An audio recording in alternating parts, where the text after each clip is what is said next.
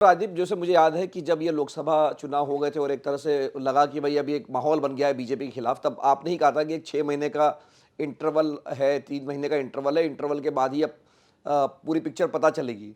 तो इस इंटरवल में जो चुनाव हुए, खास करके हरियाणा में और महाराष्ट्र में, जहां पर बीजेपी ने अपनी सरकार बचा ली, उनकी रिटेन कर ली एक तरह से, वो जम्मू कश्मीर में नहीं बना पाए या वो झारखंड में नहीं हरा पाए। लेकिन ये जो मैंने जो शुरुआत में कहा कि भाई जो साल के शुरू में लग रहा था कि कांग्रेस जहां थी वापस दिसंबर में आते आते वहीं पहुंच गई, तो इसके पीछे आप क्या मानते हैं कि क्या कारण रहा इस सब का? देखिए, मुझे लगता है ये साल, पूरे साल को अगर हम देखें तो ये दर्शाता है कि ओवर कॉन्फिडेंस की कोई जगह नहीं हमारे राजनीति में। जब आपको लगता है कि आपकी जीत तय है, तो आप या तो कुछ गलतियां कर बैठते हैं, जैसे भाजपा ने आम चुनाव में की, या कांग्रेस जैसी पार्टी ने हरियाणा में की।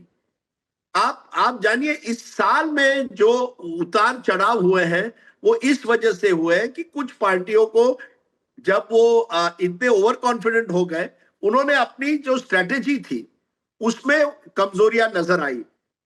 लोकसभा में भाजपा, हरियाणा में कांग्रेस कांग्रेस के नेताओं को लगा कि 99 सीट कहीं आ गई, अब तो हम हमारी सरकार ही बननी है 5 साल बाद, दो राहुल गांधी ही प्रधानमंत्री बनेंगे, हरियाणा में तो हमारी जीत लगभग तय है। हालांकि लोकसभा में दोनों पार्टियों को 5-5 सीटें आई थी, फिर भी एक माहौल बन गया कि आना तो हुड्डा जी को ही है। कैबिनेट भी तय कर रहे थे कौन कैबिनेट मंत्री बनेगा। यही वजह है कि आपने जो एक साथ आकर एक कलेक्टिव लीडरशिप हरियाणा को देनी चाहिए थी, वो आप नहीं दे पाए। आपने कई सीटों में बागियों को बैठाना चाहिए था, वो आपने नहीं किया, क्योंकि आपको लगा सरकार हमारी बनेगी। महाराष्ट्र में भी वही गलती विपक्ष कर बैठा कि जून के बाद वो बैठ गए। जो जब लोकसभा में 48 में से 30 सीटें महाविकास आघाड़ी को आ गई, तो उनके नेता तो इस बात में लगे रहे कि कौन बनेगा मुख्यमंत्री, जबकि उनको तय करना था कि किस तरह का नैरेटिव आप विधानसभा में चलाओगे। देखिए, ये बात तय है 2024 के बाद।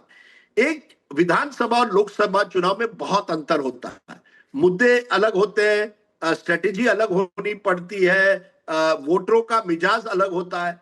और यही वजह है, मुझे लगता है कि 2024 एक ऐसा साल जाएगा जिसने एक तरह से भारत की राजनीति को चौंका दिया है, लेकिन यह दर्शाया है कि ये एक विविधता का देश है। और विविधता का देश में मिलिंद, आप एक फॉर्मूला लेकर जनता तक नहीं जा सकते। जी, तो राजदीप, 2024 पर अब आखिरी सवाल ये है कि न्यूज़ तक ने एक पोल किया हुआ है यूट्यूब पे कि इसका चर्चित चेहरा, हमारा एक डेली शो है, कि सबसे बड़ा चर्चित चेहरा पॉलिटिक्स का कौन है। तो 4 ऑप्शन ही दिए क्योंकि 4 से ज़्यादा नहीं दे सकते थे। तो एक ऑप्शन है चंद्रबाबू नायडू, क्योंकि वो एक एनडीए की सरकार एक तरह से उनके भरोसे चल रही है। एक हेमंत सोरेन है, जिन्होंने कि उम्मीद के विपरीत उन्होंने वापसी कर ली। और फिर है नरेंद्र मोदी और राहुल गांधी। ये सब नाम सारे जो अल्फ़ाबेटिकल ऑर्डर में दिए गए हैं। तो अगर 4 में से आपको एक चुनना हो कि इस साल का जो चर्चित चेहरा या जो न्यूज़ मेकर है, तो आप किसको चुनेंगे इसके लिए? ये बहुत ही कठिन आपने सवाल पूछा। चर्चित, आपने देवेंद्र फडणवीस का भी नाम नहीं लिया, नहीं, वो उनका भी नाम पर विचार किया गया। मैंने कहा ना कि वो हमारे पास 4 ही ऑप्शन थे, तो नीतीश कुमार भी हो सकते थे। जैसे एक ऑप्शन मैं आपको बता रहा हूँ, नीतीश कुमार भी एक ऑप्शन थे। देखिए, news maker of the year अगर मैं वाकई कहूं, वो है जनता। आपने एक 5वां ऑप्शन देना चाहिए था, या चौथा वो रखना चाहिए था, जनता। जनता जनार्दन। क्योंकि अगर यही पोल आप जून में करते तो शायद राहुल गांधी का नाम आप आगे करते चंद्रबाबू नायडू के साथ। दिसंबर होते होते आपने नरेंद्र मोदी और हेमंत सोरेन का नाम एक तरह से जोड़ दिया है। मेरे लिए news maker of the year जनता इस देश की है मिलिंद, क्योंकि जनता ने दर्शाया है, बड़े बड़े नेताओं को उन्होंने एक तरह से कमजोर किया है, और वही सरप्राइजिंग रिजल्ट्स ऐसे दिए हैं कि अब मुझे नहीं लगता कोई भी नेता ये समझेगा कि हम चुनाव जीत ही गए। एक शॉक ट्रीटमेंट एक तरह से आप कह सकते हैं जनता ने दी है। आपको ध्यान, हम बार बार ये दोहरा रहे हैं कि लोकसभा में जो माहौल बना था, जैसे वन लीडर वन पार्टी ही चलेगा इस देश में। महाराष्ट्र, हरियाणा में एक ऐसा माहौल बना था जहां हुड्डा ही वहां के मुख्यमंत्री होंगे। महाराष्ट्र में भी कुछ हद तक ऐसा माहौल 6 महीने पहले बना था कि महाविकास आघाड़ी आनी है। जनता न्यूज मेकर है। नरेंद्र मोदी जी को भी जनता ने एक तरह से ब्रांड मोदी को थोड़ा कमजोर किया है।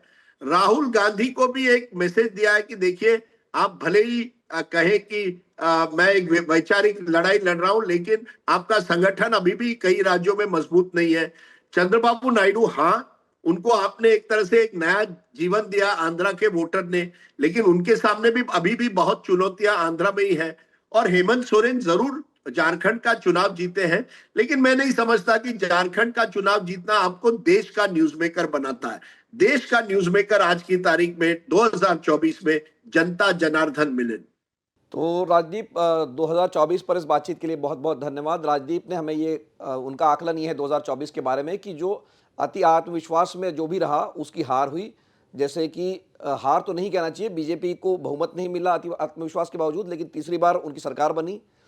लेकिन अति आत्मविश्वास के कारण ही कांग्रेस और उनके सहयोगियों को हरियाणा और महाराष्ट्र में मुंह की खानी पड़ी।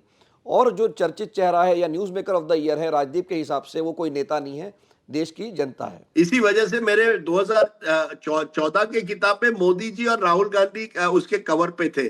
19 में मोदी जी और अमित शाह थे। इस बार एक महिला है, अगर आप देखें जी जी तो जी इस बार जी। मैंने एक महिला को रखा, और महिला वोटर, वोटर ही नहीं, महिला वोटर मुझे लगता है विशेषतर वो आज इस साल की न्यूज़ मेकर है।